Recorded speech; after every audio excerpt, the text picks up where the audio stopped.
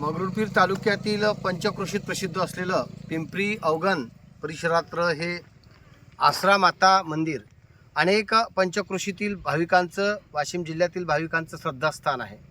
या ठिकाणी अशी आख्यायिका आहे की आईला जगदंबेला शरण जाऊन, आई या आसरा मातेला शरण जाऊन नतमस्तक होऊन तुम्ही मनोवांछित फल तुम्हाला प्राप्त होते आणि अनेकांना या ठिकाणी अनुभूतीसुद्धा आलेल्या आहेत।